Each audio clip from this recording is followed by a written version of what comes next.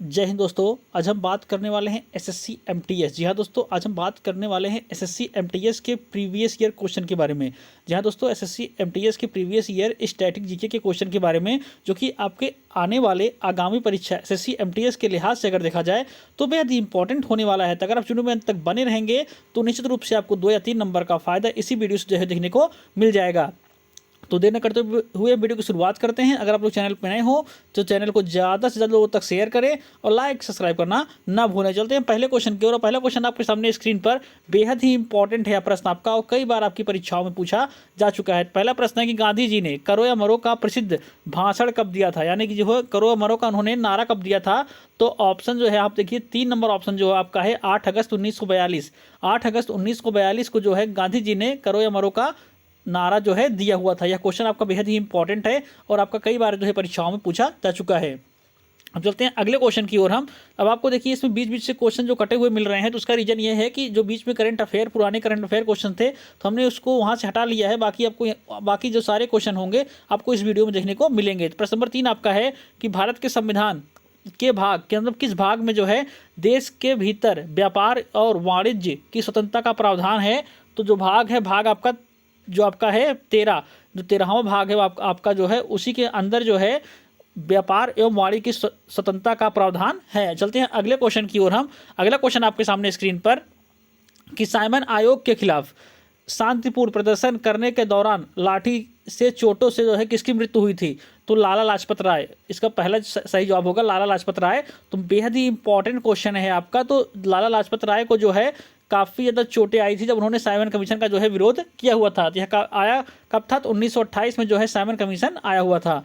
अब चलते हैं अगले क्वेश्चन की ओर हम। अगला क्वेश्चन आपके सामने स्क्रीन पर प्रश्न नंबर 7 आपका है कि बॉय टेल्स एंड चाइल्डहुड आत्मकथा पुस्तक किसकी है, मतलब यह पुस्तक किसकी है।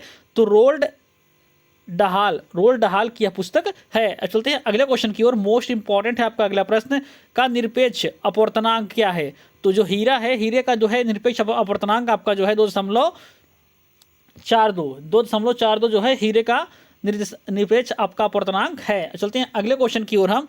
अगला क्वेश्चन आपका है प्रश्न नंबर 9 आपका है निम्नलिखित में से कौन सा एक ओलंपिक स्पर्धा नहीं है। तो ऑप्शन जो आपका है चौथा ऑप्शन सही होगा, कर्तव्य जिम्नास्टिक जो है एक ओलंपिक स्पर्धा नहीं है। चलते हैं अगले क्वेश्चन की ओर हम। अगला क्वेश्चन आपका है कि राठवा निघेर गुजरात की राठवा निघेर जनजाति द्वारा किस अवसर पर यह नृत्य किया जाता है। तो होली के अवसर पर। या दोस्तों होली के अवसर पर जो है यह आपका जो है मनाया जाता है। चलते हैं अगले क्वेश्चन की ओर हम। अगला क्वेश्चन आपके सामने स्क्रीन पर।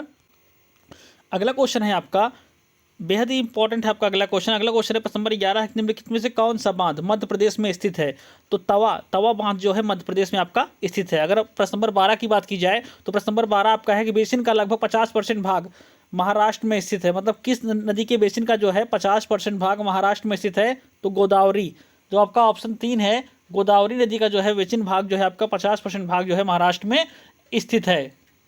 अब चलते हैं हम अगले क्वेश्चन की ओर। और अगला क्वेश्चन आपके सामने स्क्रीन पर बेहद ही इंपॉर्टेंट है आपका अगला प्रश्न। अगला प्रश्न आपका है प्रश्न नंबर 14 है कि पंडित मदन मोहन मालवीय को, जहां दोस्तों पंडित मदन मोहन मालवीय को के नारे के लोकप्रिय का श्रेय जाता है। तो मतलब सत्यमेव जयते, जो सत्यमेव जयते का नारा है वो पंडित मदन मोहन मालवीय के नारे के लोकप्रिय बनाने के लिए जाता है। अगर प्रश्न नंबर 15 की बात की जाए तो which of the following is not a part of the hind brain, मतलब कि इसमें से कौन सा जो है हिंड ब्रेन का पार्ट नहीं है। तो हाइपोथैलेमस, यह आपका जो है शरीर के ताप को नियंत्रित करता है, तो यह उसका पार्ट नहीं है। अब चलते हैं अगले क्वेश्चन की ओर हम। अगला क्वेश्चन आपके सामने स्क्रीन पर प्रश्न नंबर 17 आपका है निम्नलिखित में से किस सूक्ष्म जीव के कारण जो है हैजा फैलता है। तो बैक्टीरिया, मतलब आपका जो जीवाणु होता है उसी के कारण जो है आपका हैजा फैलता है। ये सब ऐसे प्रश्न हैं जो कि आपके आने वाले एसएससी एमटीएस के एग्जाम के लिहाज से अगर होंगे तो बेहद इंपॉर्टेंट होने वाले हैं। तो अगला प्रश्न नंबर आपका 18 है कि अवध किसान सभा का गठन किस वर्ष हुआ था। तो 1920। मोस्ट इंपॉर्टेंट क्वेश्चन है आपका। अवध किसान जो सभा थी उसका गठन कब हुआ था। तो 1920 में इसका गठन किया गया था। अगर चलते हैं अगले क्वेश्चन की ओर हम। अगला प्रश्न आपका है प्रश्न नंबर 19 आपका है कि 19 आपका जो है प्रश्न नंबर 19 की 2001 से 2011 की अवधि के लिए भारत की 4 घातांक की औसत वृद्धि जनसंख्या क्या थी। तो 1.64।